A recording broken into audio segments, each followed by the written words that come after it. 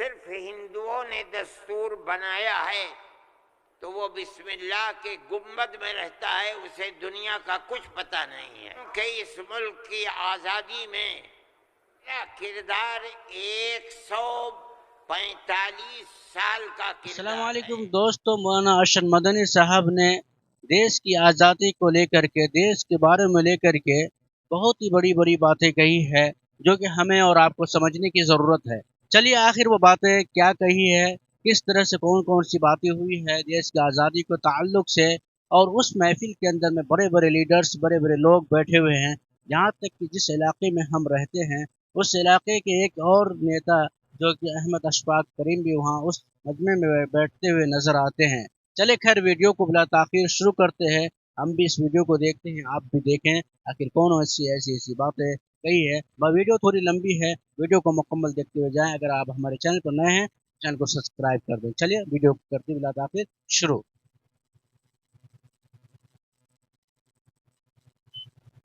ہم نے اس طرح سے اس ملک کو آزاد کرایا، کوئی نہیں تھا آزادی کی آواز اٹھانے والا۔ 1803 سے ملک کے لیے قربانی دینے والے 1857 کے اندر صرف دہلی کے اندر 33,000 علماء کو قتل کیا گیا۔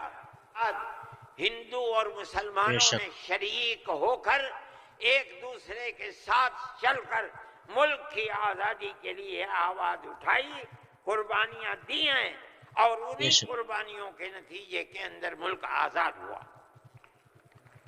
میرے بھائی، یہ جمعیت علماء تقریباً 100 سال سے اس ملک کے اندر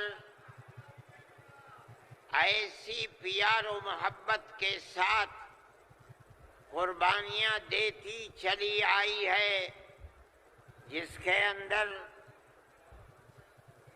ذات، برادری، مذہب، مالداری اور فقر، ہر چیز سے اوپر اٹھ کر جمعیت علماء نے ہمیشہ ملک کی آزادی کے لیے، ملک میں امن و امان کو پیدا کرنے کے لیے،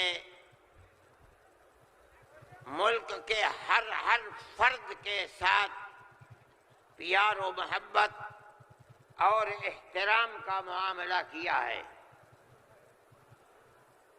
بے شک کبھی بھی ملک کے اندر بسنے والوں کے درمیان میں نفرت، دوری، ایک دوسرے کے گریبان پر ہاتھ ڈالنا، برا بھلا کہنا، جمعیت علماء اور جمعیت علماء کے ورکرز اور اکابر کا یہ طریقہ نہیں رہا ہے۔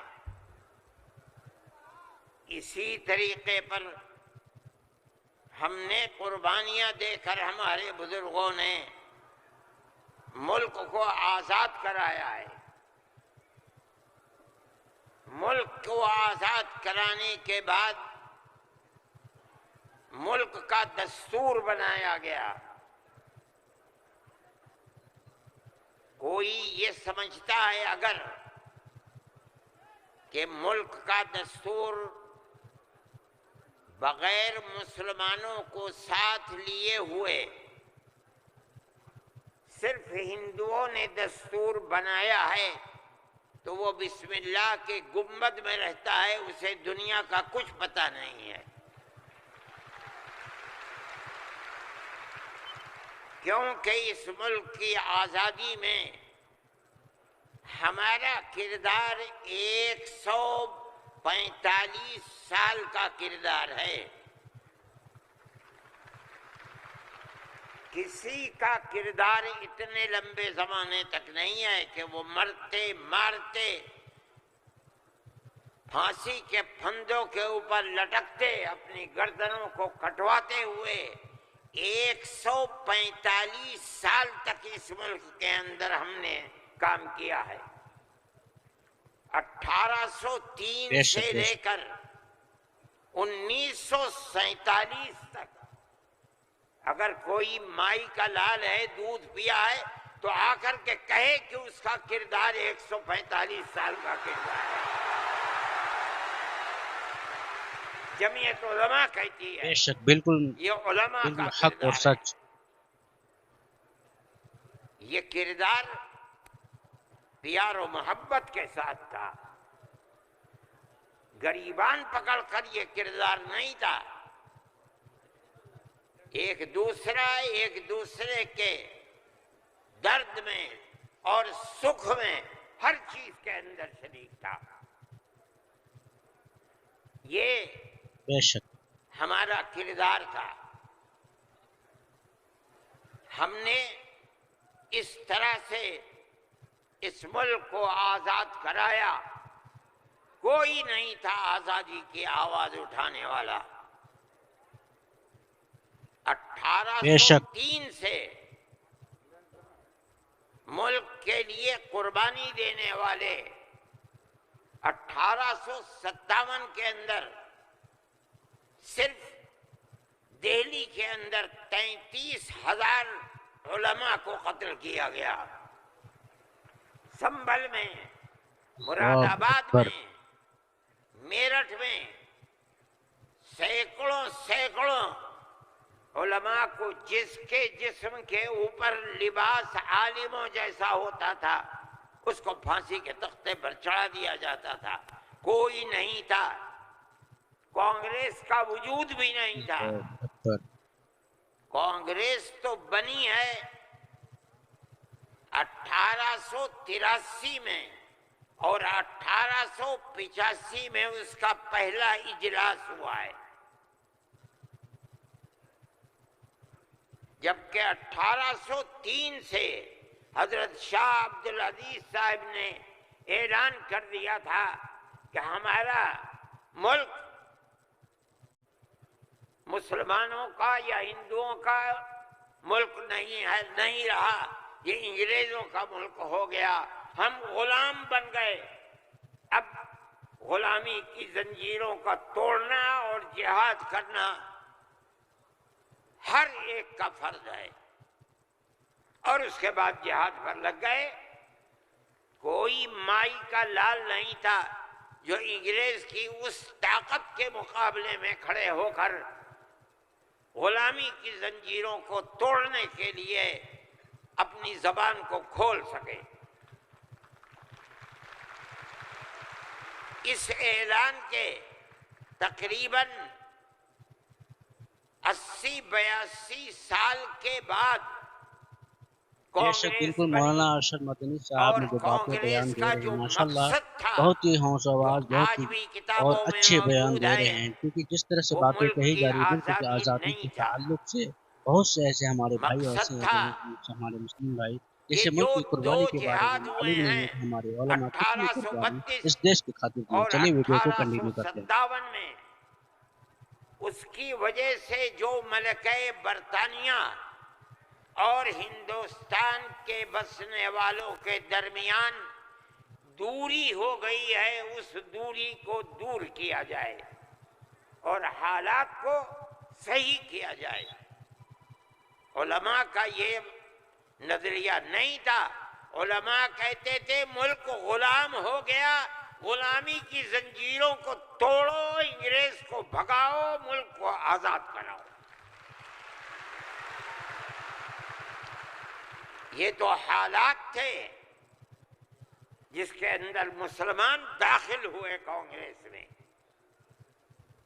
موجود ہیں۔ ایک شخص نے، حضرت گنگوئی رحمت اللہ علیہ، جو ہمارے بزرگ ہیں، دارالعلوم کو کی بنیاد رکھنے والے ہیں، سن 1857 کے اندر جیل میں بند ہو گئے تھے۔ یہ سمجھتے تھے کہ قتل کر دیا جائے گا بغاوت کے الزام میں، لیکن چھوٹ گئے۔ ان سے پوچھا کہ ایک جماعت بنی ہے جس کے بنیادی بے شک، کردار بالکل صحیح بات۔ ہندو بنا رہے ہیں، کیا مسلمانوں کے لیے اس میں شریک ہونا جائز ہے؟ حضرت نے فتویٰ دیا جس طرح ایک ہندو اور ایک مسلمان کاروبار اور بزنس میں شریک ہو سکتا ہے، تو اسی طرح کانگریس کے ساتھ مسلمان شریک ہو سکتا ہے، بشرطے کہ اپنے دین کا نقصان نہ ہو۔ بے شک اس کا مطلب نہیں سمجھے تھے لوگ، مطلب یہ ہے کہ ہماری تحریک ہے کہ مسلمان اور ہندو جب تک ساتھ نہیں ہوگا ملک آزاد نہیں ہوگا۔ تم اس کے اندر گھسو اور اتنی طاقت پیدا کرو اپنی گھس کر کہ کانگریس کو مجبور کر دو کہ وہ اپنا نقطہ نظر بدل کر ملک کی آزادی کے لیے جد و جہد کرے۔ چنانچہ کانگریس نے اپنا نقطہ نظر بدلا، ملک کی آزادی کو اپنا نقطہ نظر بنایا، اور پھر اس کے بعد ہندو اور مسلمانوں نے شریک ہو کر ایک دوسرے کے ساتھ چل کر ملک کی آزادی کے لیے آواز اٹھائی، قربانیاں دی ہیں، اور انہی قربانیوں کے نتیجے کے اندر ملک آزاد ہوا۔ میرے بھائی اس بات کو سمجھیے، جیسے جیسے ملک کی آزادی قریب ہوتی جاتی تھی، جمعیت علماء ہند بار بار کانگریس سے کہتی تھی کہ ہم نے تمہارا ساتھ دیا ہے، آج ہم تمہارے ساتھ کھڑے ہیں، ہمیں یہ بتاؤ کہ ملک کی آزادی کے بعد ملک کا دستور کیا رہے گا، کیا سیکولر دستور ہوگا یا مذہبی حکومت ہوگی؟ اگر سیکولر دستور ہوتا ہے ہم تمہارے ساتھ ہیں، اور اگر سیکولر دستور نہیں ہوتا تو ملک کی آزادی میں ہم تمہارے ساتھ نہیں ہیں۔ بار بار ہمارے پاس کانگریس ورکنگ کمیٹی کی تجاویز موجود ہیں، کانگریس بار بار عہد کرتی ہے کہ ملک آزاد ہوگا تو ملک کا دستور سیکولر دستور ہوگا، ہر اقلیت کو اپنے مذہب کے اوپر آزادی سے چلنے کا اختیار ہوگا۔ چنانچہ ملک آزاد ہو گیا۔ اب ملک کی آزادی کے بعد ایک طبقہ اٹھا جس نے یہ کہا کہ کھیر مل گئی ہے، اب اسے کھانے کا وقت آ گیا ہے۔ انہوں نے کہا کہ ملک کی دستور ہندو دستور بنے گا، سیکولر دستور نہیں بنے گا۔ جمعیت علماء کے لوگ تھے، مولانا ابوالکلام آزاد تھے جو جمعیت علماء کی ورکنگ کمیٹی کے ممبر تھے، مولانا مدنی تھے، مفتی اعظم مفتی کفایت اللہ تھے، مولانا حفظ الرحمن سوہاروی تھے، اور ان کے پیچھے لاکھوں آدمی تھے۔ انہوں نے کہا جو ہم سے وعدے کیے ہیں ان وعدوں کو پورا کرو۔ اگر ملک کی تقسیم ہوئی ہے اور مسلمانوں کو ایک حصہ دے دیا، تم نے دیا ہے دستخط ملک کی تقسیم پر، تم نے کیے ہیں، ہم نے جوتے کھائے ہیں، ہمارے گلوں کے اندر جوتوں کے ہار پڑے ہیں، مگر ہم نے ملک کی تقسیم کو منظور نہیں کیا۔ ہم سے جو وعدہ کیا تھا اس وعدے کو پورا کرو۔ جو دستور کے اندر دفعات ہیں کہ ہر اقلیت کو اپنے مذہب پر چلنے کا حق ہے، یہ دفعات جمعیت علماء کی دی ہوئی دفعات ہیں، مولانا ابوالکلام آزاد کی دی ہوئی دفعات ہیں، مولانا مدنی کی دی ہوئی دفعات ہیں، مفتی کفایت اللہ کی رکھی ہوئی دفعات ہیں، جن دفعات کی بنیاد پر ہر اقلیت ملک کے اندر ملک وہ حصہ سمجھتی ہے جو حصہ کوئی اکثریت کا فرض سمجھتا ہے۔ یہ جمعیت علماء کی تاریخ ہے۔ ہم اپنے مذہبی اعتبار سے دستور کو ہاتھ میں لے کر کہہ سکتے ہیں کہ ہمیں اپنے مذہب پر چلنا اور مذہب کو اختیار کرنے کا حق ہے، اس دستور کے اندر ہے۔ بے شک میرے بھائی، نے سن لیا مولانا ارشد مدنی کا یہ بیان، مکمل بیان جو ہم نے بھی سنا، آپ نے بھی سنا، اور اپنی اپنی رائے کامنٹ میں ضرور اظہار کریں تاکہ بیان جو ہوئی ہے بڑے دیش کی آزادی کی موضوع پر مکمل بیان ہوئی ہے۔ چلیے خیر، کسی اور ویڈیو کے ساتھ السلام علیکم۔ اگر نئے ہیں تو چینل کو سبسکرائب کر دیں، لائک کر دیں اور کامنٹ پیارا سا کرتے ہوئے جائیں۔ اپنی بات کو ختم کرتے ہیں، پھر اور کسی ویڈیو کسی اور ویڈیو کے ساتھ ملتے ہیں، تب تک السلام علیکم۔